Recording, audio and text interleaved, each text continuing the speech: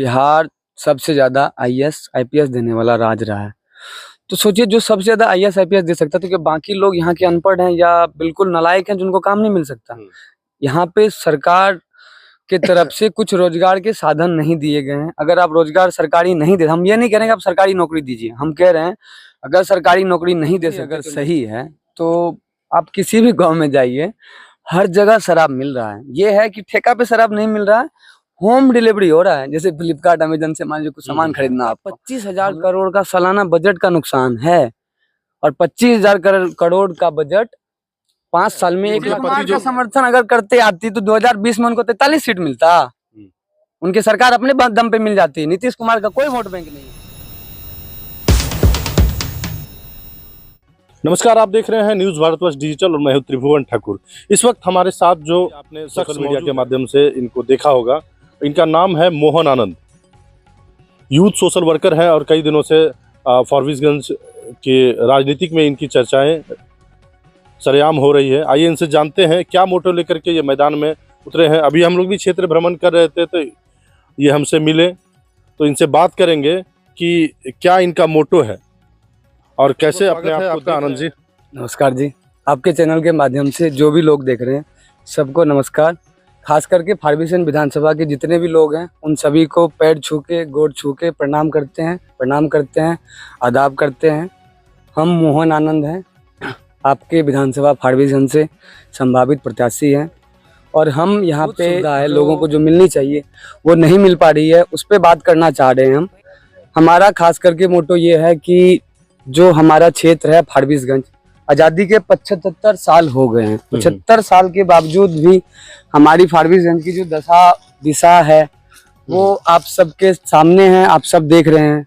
1990 से लालू यादव जी का शासन रहा 2005 तक।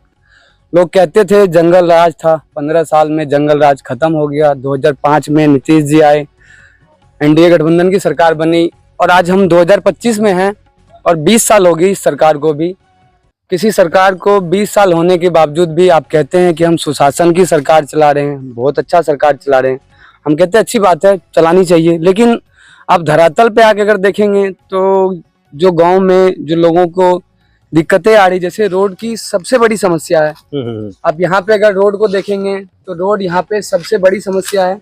लोगों को बारिश के टाइम में चलने में दिक्कत होती है। क्या दिक्कत? जैसे कि मान लीजिए बारिश हुई, बारिश होने के बाद रोड यहाँ पे कच्ची रोडें हैं, रोड पे पानी भर जाती है। जल भराव की वजह से रोड पे इतना पानी लग जाता है जिसमें आप ना तो साइकिल लेके जा सकते हैं, ना मोटरसाइकिल लेके जा सकते हैं, ना कार लेके जा सकते हैं। आपके पास सिर्फ एक ऑप्शन बचता है, आप नाव बनाइए केला का पेड़ से और उस पर चलिए। ये सुशासन की सरकार अगर है तो हमें ऐसी सरकार नहीं चाहिए। हम यहाँ पे लोगों का मुद्दा उठाना चाह रहे हैं, जो विकास यहाँ पे नहीं हुआ है, जो विकास की कमी रह गई है, उस कमी को हम दिखाना चाहते हैं, उजागर करना चाहते हैं। लोगों को समझाना चाह रहे हैं कि आप ऐसे प्रत्याशी को चुने, ऐसे लोग को चुने, ऐसे विधायक चुने, ऐसे सांसद चुने जो आपका काम करे, जो आपके गांव का देखरेख करे, आपका टोला का देखरेख करे, आप सबका देखरेख करे, आपका स्वास्थ्य का देखरेख करे, आपके बच्चे की स्कूल का देखरेख करे, आपके साथ साथ किसी और भी तरह की परेशानी में आपके साथ कंधे में कंधे मिला के चल सके।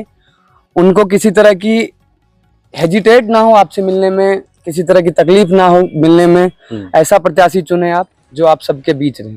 अच्छा, आपके उम्र के लड़के कहीं बाहर कमाने जाते हैं या पढ़ाई में मतलब अपने बेहतर जो है करियर को तलाशने का प्रयास करते हैं, लेकिन इन सबों को छोड़ करके आप राजनीतिक में आना चाह रहे हैं, तो क्या लगता है कहीं ना कहीं थोड़ा सा अजीब नहीं लग रहा है? सर, हम 25 साल के हैं और हम इस बार विधानसभा चुनाव लड़ने के लिए एलिजिबल हैं और ये मेरा फर्स्ट अटेम्प्ट है। और यहाँ पे जो युवा हैं उनकी मजबूरी है कि वो यहाँ पे पढ़ते हैं, अच्छी पढ़ाई लिखाई करते हैं। अच्छे पढ़े लिखे होने के बावजूद भी उनको दिल्ली, मुंबई, तमिलनाडु, केरल या विदेश, दुबई, कतर जाके उनको 10,000, 15,000, 20,000 की नौकरी करनी पड़ती है। तो हमारे लिए दुर्भाग्य की बात है, ऐसा नहीं होना चाहिए। हम जहाँ पले बड़े हैं, जहाँ पढ़ाई की है, हमें वहीं रोजगार मिले। रोजगार छोटा बड़ा हो, प्राइवेट हो, सरकारी हो, मैटर नहीं करेगा, लेकिन अगर हम अपने गाँव में रह के अपने परिवार के साथ 2 रोटी खाते हैं तो हम लोगों के लिए सबसे बड़ी चीज़ होगी। हम लोग अपने गांव में रह पाएंगे तो सरकार और यहाँ के जो प्रतिनिधि लोग हैं उनको इन चीज़ों पे ध्यान देने की ज़रूरत है कि जो युवा यहाँ पे अच्छे हैं, जो पढ़े लिखे हैं, जो समझदार हैं, जो बेरोजगार हैं, उनको आप रोजगार दें। उनकी पढ़ाई में कोई दिक्कत आ रही है तो उनको पढ़ाई में आप सहयोग करें। मेरे साथ सर, मैं 2019 से सक्रिय राजनीति में हूँ अररिया में। मैं साथ साथ सीमांचल का एरिया देख रहा था। मैं विभिन्न पार्टियों के साथ काम किया हूँ, लेकिन डायरेक्टली किसी से जुड़ा हुआ नहीं था मैं। और साथ में मेरा रुचि बचपन से ही रहा है, 2012 से ही, कि मैं सक्रिय राजनीति में आऊँ। लेकिन गरीब परिवार के होने के नाते ना तो मेरे पास फंड था, ना पारिवारिक सहयोग था, लेकिन मेरे परिवार के लोग सब मुझे सपोर्ट कर रहे हैं। सबका सहयोग है, सबका प्यार है, सबका आशीर्वाद है, सभी भाइयों का, दोस्तों का, सबका आशीर्वाद है कि मैंने जिनको भी बोला कि मैं इस बार विधानसभा चुनाव लड़ना चाह रहा हूँ तो किसी ने मुझे मना नहीं किया। सबने बोला कि आप आइए, आपका सहयोग है, आप युवा हैं, आपको पूरा सहयोग मिलेगा। जितनी हो पाएगी हम लोग आपका मदद करेंगे और विकास करने की। हर स्कूल में बीपीएससी शिक्षक सेवा दे रहे हैं, तो क्या मतलब सर, लगता है हम पढ़ाई नहीं हो तो शिक्षक के नियत पे सवाल नहीं कर रहे हैं। हम शिक्षक कह रहे हैं जितने टीचर हैं वो सब के सब बीपीएससी जैसे महान एग्जाम क्रैक करके हैं। बिहार का सबसे बड़ा एग्जाम है बीपीएससी क्रैक अपने करना। घर को कई किलोमीटर छोड़ करके, कई सौ किलोमीटर छोड़ करके आए हैं, तो क्या हम लगता है वो- शिक्षक के मानसिकता, नैतिकता पे सवाल नहीं कर तो रहे फिर हैं। बच्चे पढ़ना नहीं चाह रहे हैं? हम बच्चे के भी सवाल नहीं कर रहे हैं। हम तो फिर सरकार की मानसिकता पे चुप सवाल कहाँ कर हो रहे हैं। गई? सरकार की मानसिकता पे सवाल कर रहे हैं। टीचर सफिशिएंट है। अगर टीचर सफिशिएंट नहीं है तो आप टीचर का भर्ती लीजिए, भर्ती कराइए। हमारे स्कूल में विद्यार्थी आते हैं, आप जाएंगे किसी भी स्कूल देखेंगे, स्टूडेंट है स्कूल में, टीचर भी है, लेकिन उनसे कोई पूछने वाला नहीं कि सर आपने क्या पढ़ाया। जैसे कोई आप किसी प्राइवेट स्कूल में जाइए तो वहां आपको एक रूटीन मिलेगा कि सुबह 9 बजे स्कूल स्टार्ट होती मान लीजिए, तो 9 से 10 मैथ का क्लास है, एग्जाम्पल मान लीजिए। 10 से 11 साइंस का क्लास है, 11 से 12 हिंदी का क्लास है, 1 से 2 संस्कृत का क्लास है। तो इस तरह एक रूटीन होती है। सरकारी स्कूल, किसी भी सरकारी स्कूल में आप चले जाइए, क्या रूटीन है आप वहां पे धरातल पे जाके देख सकते हैं। हम शिक्षक की नैतिकता पे, मानसिकता पे कोई सवाल नहीं करें। शिक्षक हमारे बहुत अच्छे हैं, बहुत पढ़े लिखे हैं, बहुत समझदार हैं, पर उनको चलाने वाले जो अधिकारी हैं, जो मंत्री हैं, उनसे कहीं ना कहीं चूक है। वो कुछ पूछ नहीं रहे हैं उनसे, ये सबसे बड़ी कमी है मेरे हिसाब से। सरकार को इस पे ध्यान। नए एसीएस हैं जो शिक्षा विभाग को देख रहे हैं, वो फोन करते हैं स्कूल में टीचर को डायरेक्ट वीडियो कॉल। हम कहते हैं अच्छा काम कर रहे हैं वो, लेकिन उसी तरह क्या डीओ साहब या जो ब्लॉक बीईओ साहब हैं, जो ब्लॉक एजुकेशनल ऑफिसर है, वो जाके स्कूल विजिट नहीं कर सकते हैं? महीना में 2 दिन, सप्ताह में 1 दिन, किसी विजिट बिना बताए 1 दिन विजिट करें।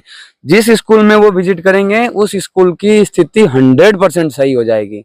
हम इसलिए कह रहे हैं कि डर बना रहेगा वहाँ के टीचरों में, वहाँ के बच्चों में, वहाँ के लोगों में कि यहाँ पे देखने वाला कोई है। तो हम भ्रष्टाचार पे सर बात कर रहे हैं। भ्रष्टाचार रोकने की जरूरत है। सर्वे जो हो रही है, जैसे मान लीजिए किसी के दादाजी हैं, उनके 4 बेटे हैं, तो चारों भाई को उनका बराबर अधिकार होता है बांटने का। अब वो बंटवारा हुआ नहीं, उसके बाद जमीन विवाद का बंटवारा आता है, और ये सरकार जबरदस्ती थोप दी है कि जमीन वाला इशू क्लियर करो। इसमें कुछ करने लायक है नहीं। जो आपको निपटाना था ना, जो कोर्ट में केस पड़े हुए हैं, उस केस को निपटाइए ना। एक एक कोर्ट में 4-4 लाख केस पड़े जमीन विवाद के, उस केस को कौन देखेगा? आप नया केस और उलझा रहे हैं, जमीन विवाद करवा रहे हैं आप जबरदस्ती। पुराना लगभग मेरे हिसाब से 40 लाख से ज्यादा जमीन विवाद का केस बिहार में रजिस्टर्ड है। तो सरकार को कोर्ट बढ़ाने की जरूरत है। सरकार को उस पे प्रायोरिटी तरीके से जमीन विवाद के केस निपटाने की जरूरत है। उस पे हाई लेवल कमेटी बिठाने की जरूरत है कि जमीन विवाद जितना जल्दी हो सके निपटे, क्योंकि वो घर घर की लड़ाई है सर। जमीन विवाद निपटने वाली विवाद है, आराम से बस समन्वय बनाने की जरूरत है। जमीन विवाद कोई बहुत बड़ा विवाद नहीं है, बस समन्वय बना के उस विवाद को कंट्रोल किया जा सकता है। तो हम सरकार से ये कहेंगे, जो जमीन का सर्वे करा रहे हैं बिल्कुल फ्लॉप है, बंद कराइए। आप उस केस जो पेंडिंग है जमीन विवाद से रिलेटेड, बिहार में सबसे ज्यादा केस पेंडिंग अगर है तो जमीन विवाद के केस है, उस केस को निपटवाइए। झगड़ा जो पहले से चल रहा है उसको खत्म कराइए, नया झगड़ा मत बनवाइए। हमारे हाथ जोड़ के हम सरकार से कर रहे हैं। हमारे यहाँ बहुत सारे युवा वर्ग के लोग हैं जो थोड़ा सा कम शिक्षित हैं, और या फिर किसी कारणवश वो शिक्षा मतलब उच्च शिक्षा नहीं ले पा रहे हैं या नहीं ले पाए हैं, उनको पलायन करना पड़ता है। इनके लिए आपके पास कुछ मास्टर प्लान है? कुछ सोचा है आपने कि अगर आपको जनता मान के चलिए आपको विधायक बना देती है तो उस परिस्थिति में इसको कैसे रोकिएगा? पलायन हो रहा है, लोग बाहर जा रहे हैं, फिर उनकी जो महिलाएं हैं, उनकी पत्नी जो है ग्रुप लोन ले लेती है। ग्रुप लोन लेने के बाद उनकी पत्नी को कई सारी यातनाएं, तगादा जो झेलना पड़ता है। कई सारे लोग सुसाइड भी कर चुके हैं इसके कारण, आपने टीवी अखबारों में देखा और सुना होगा। सर हम सब ने सुना है कि बिहार सबसे ज्यादा आईएएस आईपीएस देने वाला राज्य रहा है। तो सोचिए जो सबसे ज्यादा आईएएस आईपीएस दे सकता, तो क्या बाकी लोग यहाँ के अनपढ़ हैं या बिल्कुल नालायक हैं जिनको काम नहीं मिल सकता? यहाँ पे सरकार के तरफ से कुछ रोजगार के साधन नहीं दिए गए हैं। अगर आप रोजगार सरकारी नहीं दे, हम ये नहीं कह रहे हैं कि आप सरकारी नौकरी दीजिए, हम कह रहे हैं अगर सरकारी नौकरी नहीं दे सकते तो इंडस्ट्री लगाइए आप। हमारे यहाँ फारबिसगंज में बायडा है, आप सब देख रहे हैं, बायडा है बिहार। तो हाल में उद्योग मंत्री सर्वेक्षण करके गए हैं। तो सर ये 20 साल से खाली सर्वेक्षण चलेगा, कितना दिन सर्वेक्षण कराइएगा आप? चुनाव के टाइम में आपको सर्वेक्षण याद आता है? इससे पहले कहाँ सुतल थे 4 साल से? अभी मंत्री चेंज हो जाता है, सरकारी पता नहीं कौन बना के रखा है। 2020 में सरकार किसी की बनी, 22 में किसी की बनी, 24 में किसी की बनी, 25 में कोई और है। तो कैसे समन्वय बनाए? यहाँ तो उद्योग मंत्री चेंज हो जाता है, 5 साल में 4 उद्योग मंत्री देख लिए हम। तो कैसे आप उद्योग लगा दीजिएगा? खाली कुर्सी बचाने के लिए आप चुनाव लड़ रहे हैं या अपना कुर्सी बचा रहे हैं नीतीश जी? उनको कोई मतलब नहीं है उद्योग मंत्रालय से कुछ से। 25 रुपया 12 रुपया स्क्वायर फीट का रेट है सरकार का। क्या यहाँ पे हमारे युवा को लोन दे के आप रोजगार का साधन नहीं दे सकते हैं? क्या यहाँ पे हमारे युवा, मान लीजिए कोई 12वीं पास है, कोई 10वीं पास है, क्या वो मसाला का कारोबार नहीं लगा सकते हैं? सरकार तो दे रही है लोन ना, 10 लाख रुपए का लोन दे रही है, 5 लाख का लोन दे रही है। आप उद्योग विभाग के पास जाइए। सर कितने लोगों को लोन मिला था? मैंने खुद अप्लाई किया था लोन के लिए। इतनी मोटी क्राइटेरिया है उनकी, आप पूरा ही नहीं कर सकते। उसके बाद आता है फिर आप क्या दे रहे हैं?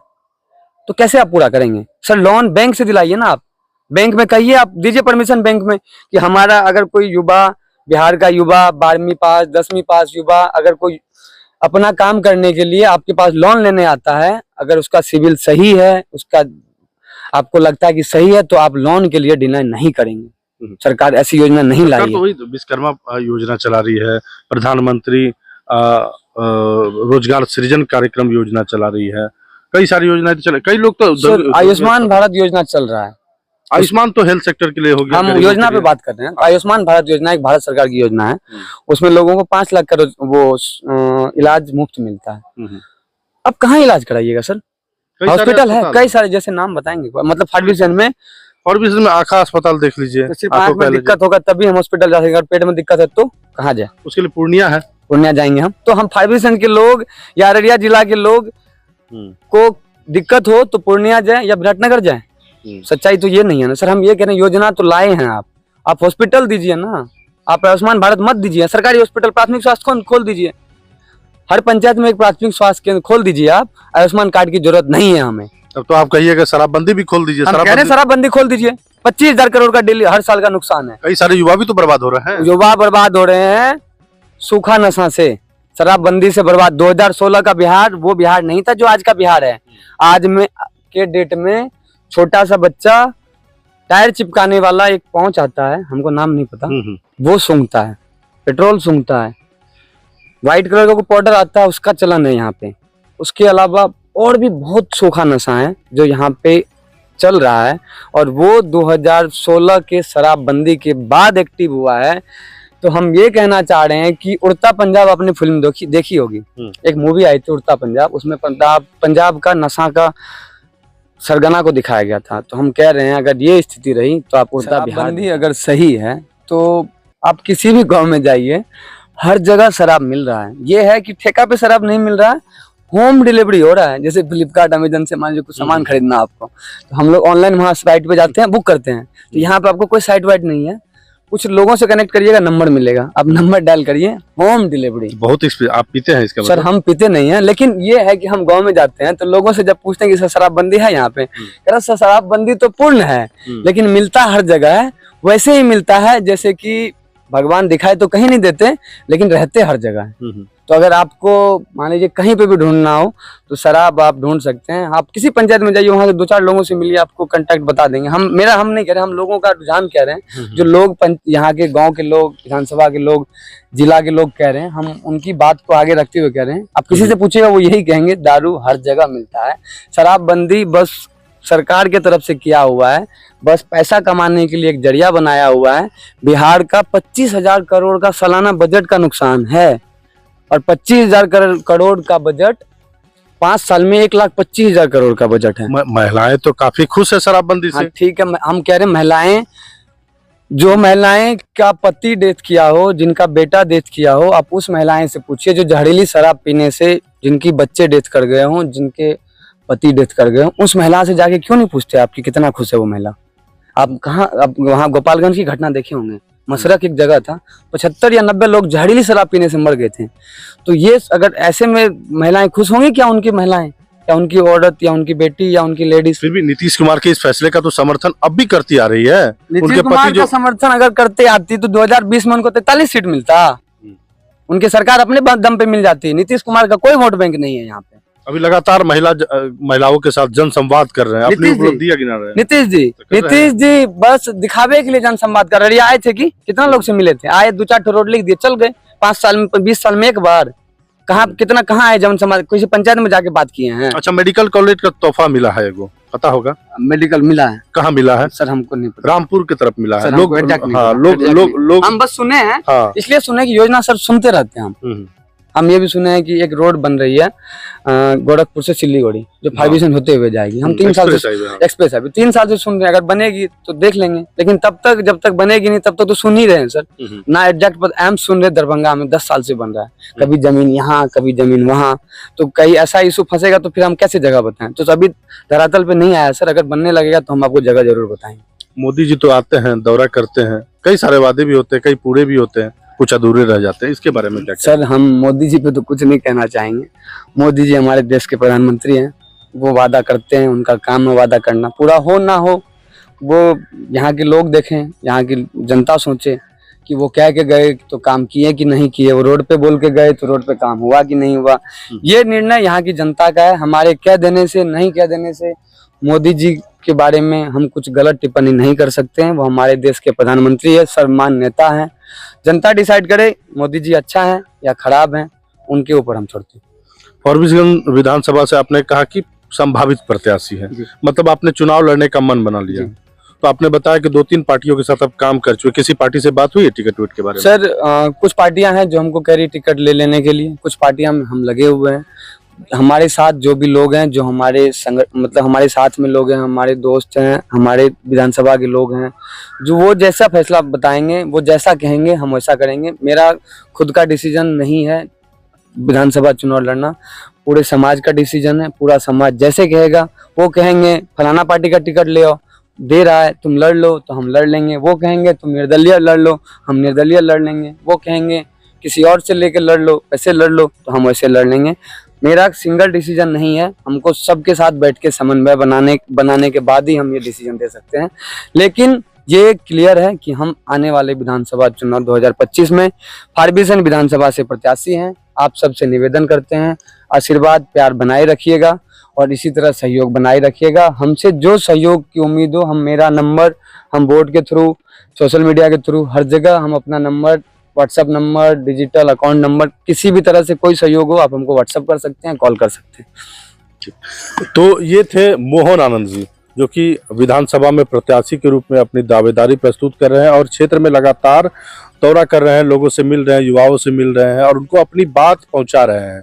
तो अब देखना यह होगा कि जनता इसको किस रूप में देखती है।